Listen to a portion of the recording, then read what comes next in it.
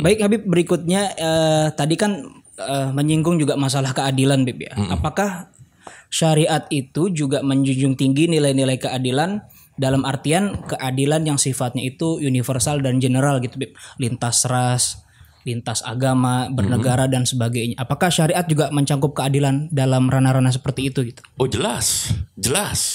Kita lihat yang pertama firman Allah Subhanahu wa taala. Allah mengatakan di dalam firman-Nya, Innallaha ya'murukum an tu'addul amanati ila ahliha wa idza hakamtum bainan nasi an tahkumu bil adl. Allah menyuruh kita menunaikan amanat kepada yang berhak menerima amanat tersebut. Dan kalau kita menghakimi sesuatu, maka itu berhakimlah atau berbuatlah keputusan itu yang adil. Bainan nas Bib ya. Bainan nas. Bukan bainal muslim. Bukan bainal muslim. Kata-kata nas di situ dikatakan oleh Sayyidina Imam Mutawalli Sya'rawi, cakupannya mau muslim, mau kafir, semua masuk dalam ranah itu. Allah. Nah, kita bisa melihat lagi di firman Allah Subhanahu wa taala yang lain gitu. Allah katakan, ya ayyuhalladzina amanu taqullaha wa kunu qawwamina lillahi syuhada bil qisd wa la yajrimannakum syana'ana qaumin ala alla ta'dilu. I'dilu wa aqrabu littaqwa. Wahai orang-orang yang beriman gitu. Takutlah kepada Allah. Ya ayyuhalladzina amanu kunu qawwamina lillah. Wahai orang-orang yang beriman, jadilah kalian ini penegak-penegak keadilan karena Allah. Syuhada bil qisd. Jadilah saksi-saksi yang adil. Wala yajrimannakum syana'ana qaumin ala alla ta'dilu. Jangan sampai kebencian kalian terhadap suatu kaum membuat kalian tidak berlaku adil. I'dilu kata Allah. Berlaku adillah kalian. Huwa aqrabu littaqwa. Itu lebih dekat kepada ketakwaan. Gitu. Nah, dalam konteks ayat ini yang pertama bahwasanya keadilan ini merupakan perintah Allah. Berarti masuk dalam kategori syariat. Tidak bisa dipisahkan dari syariat. Karena Allah memerintahkan kita untuk berlaku adil. Yang kedua, dalam penegakan keadilan, emosional tidak boleh terlibat. Mau rasa suka atau rasa benci tidak boleh terlibat di dalam penegakan keadilan. Makanya Allah katakan, i'dilu. Berlaku adillah kalian. Jangan sampai kebencian kalian terhadap suatu kaum membuat kalian tidak berlaku adil. Tapi adillah. Gitu. Yang ketiga, jalur menuju ketakwaan itu banyak. Dan yang paling dekat itu, kata Allah, menegakkan keadilan. Nah, kalau kita lihat prakteknya ada pada diri Rasulullah Sallallahu Alaihi Wasallam. Dulu di zaman Rasulullah Sallallahu Alaihi Wasallam ada seorang yang bernama Tu'mah bin Ubairik. Tu'mah bin Ubairik ini mencuri baju perang daripada Qatadah bin Nu'man. Ya, dia masukkan itu baju besi ke dalam kantong gandum dan kantong gandum tersebut bocor sehingga ninggalin jejak ke rumahnya Tu'mah bin Ubairik gitu. Nah, Tu'mah bin Ubairik melihat ini. Akhirnya ini baju perang yang dia boleh nyolong, dia boleh mencuri, dititipkan kepada tetangganya yang Yahudi yang bernama Zaid bin Samin. Ini Yahudi asli. Yahudi asli. Zaid bin Samin. Qatadah yang merasa baju perangnya hilang gitu. Dia mencari melalui apa? Penelusuran jejak gandum yang ditinggalkan oleh Tu'mah bin Ubairik. Nah, begitu sampai di rumah Tu'mah bin Ubairik, dia katakan saya tidak mencuri, yang mencuri tetangga saya itu yang Yahudi. Tuh. Dan memang betul baju perangnya ada pada tetangganya yang bernama Zaid bin Samin ini, yang orang Yahudi tersebut.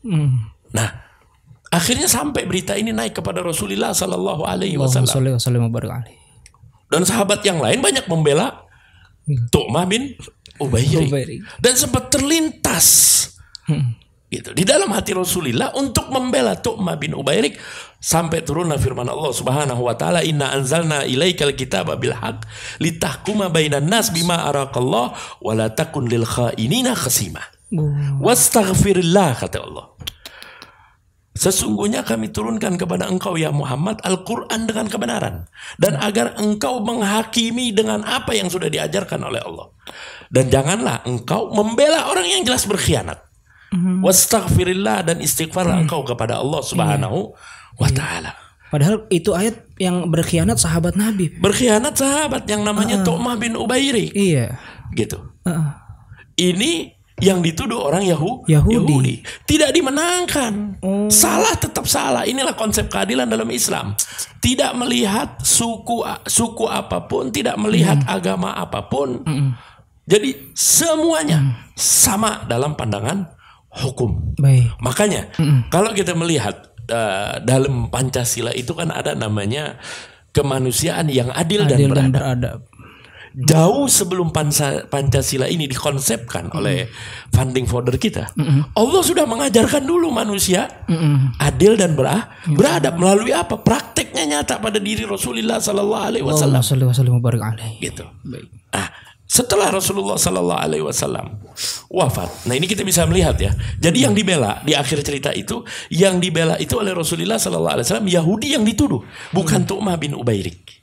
Nah ini kita lihat. Jadi nggak berbicara masalah toleransi atau intoleransi, tapi pembicaraan di sini adalah penegakan keadilan ini sama rata semuanya. Gitu. Tidak memandang suku apapun, tidak memandang agama apapun. Itulah indahnya agama Islam. Inilah konsep syariat yang ditawarkan oleh agama Islam. Kita bisa melihat lagi contoh yang lain. Di zaman Sayyidina Umar ibn Khattab, ini sepeninggalnya Rasulullah ya. Praktek ini masih terus dilanjutkan, Ustaz. Dilanjutkan terus di zaman sahabat. Gitu. Sayyidina Ali bin Abi Thalib, pernah beliau ini terjadi perselisihan dengan orang Yahudi. Pernah. Sampai dibawa di pengadilan oleh Sayyidina Umar ibn Khattab radhiyallahu an. Nah ini kita lihat di sini. Ini menarik betul untuk kita bahas. Bagaimana konsep keadilan dijunjung tinggi di dalam agama Islam. Ketika Sayyidina Ali bin Abi Thalib masuk ke ruangan sidang, Sayyidina Umar memanggil, "Ya Abul Hasan." Dengan julukan beliau, Abul Hasan, ayahnya Hasan. Nah ini julukan ini, kalau buat orang Arab zaman dulu ini merupakan suatu penghormatan, sebuah pengagungan gitu. Kemudian dipanggil lagi ini Yahudi yang berselisih paham dengan Sayyidina Ali. Ini dipanggil dengan Sayyidina Umar, disebut dengan namanya. Oh langsung nama. Langsung nama. Giliran Sayyidina Ali ya, dipanggil dengan julukannya Abul Hasan, gitu. Kemudian si Yahudi dipanggil langsung dengan namanya. Kemudian Sayyidina Ali merah mukanya. Sayyidina Umar bertanya, "Kenapa ya Ali, ya Abul Hasan? Apakah engkau tidak mau disamakan posisimu dalam pengadilan ini?" Sayyidina Ali menjawab, kata beliau, "Oh bukan karena itu, sama sekali tidak ada hubungannya. Kita datang ke sini untuk mencari keadilan." Gitu. Sekarang kau menyebut namaku tadi ketika aku masuk dengan julukanku, sedangkan si Yahudi ini kau panggil dengan namanya. Ini merupakan sebuah ketidakadilan. Gitu. Jadi kalau kita ingin mencari keadilan dari segi panggilan saja kau tidak adil, maka bagaimana kau bisa menentukan putusan yang adil untuk kita? Padahal coba kita lihat. Kecil sekali Bib ya. Kecil dari sebuah nama loh. Dari penyebutan nama. Iya. Gitu. Makanya tidak betul kalau dikatakan keadilan itu tidak dibahas dalam syariat Islam. Bohong besar. Iya. Bohong besar. Justru syariat Islam itu membahas konsep keadilan luar biasa. Gitu. Nah, jadi kalau kita ambil garis bawah, gitu, dari kejadian ini yang dialami oleh Rasulullah, yang dialami oleh para sahabat Rasulullah, bahwasanya yang pertama konsep keadilan di dalam Islam ini, ya, tidak memandang agama, tidak memandang suku, semua sama dalam pandangan hukum. Gitu. Dan ini jelas ada juga di dasar negara kita, makanya tidak bertentangan. Yang kedua, saya katakan syariat Islam tidak bertentangan dengan Pancasila, Undang-Undang Dasar 45 ataupun dengan Pancasila. Karena di dalam Pancasila itu tertera kemanusiaan yang adil dan beradab. Jauh sebelum konsep ini dibangun oleh founding father kita, syariat Islam sudah berbicara terlebih dahulu. Kelima Pancasila itu dari ketuhanan semua ada. Kalau kita bahas lagi panjang. Gitu. Nah kita ambil yang menarik masalah konsep keadilannya itu aja. Jadi kalau manusianya yang sudah adil dan beradab, maka keadilan sosial baru bisa merata. Tuh, makanya ditaruh di di akhir keadilan sosial bagi seluruh rakyat Indonesia. Tapi manusianya dulu ditaruh di awal, manusianya dulu adil dan beradab, baru keadilan bisa merata ke seluruh aspek gitu. Jadi kalau kita melihat itu poin yang kedua dalam masalah keadilan yang ditawarkan di dalam konsep agama kita, agama Islam gitu.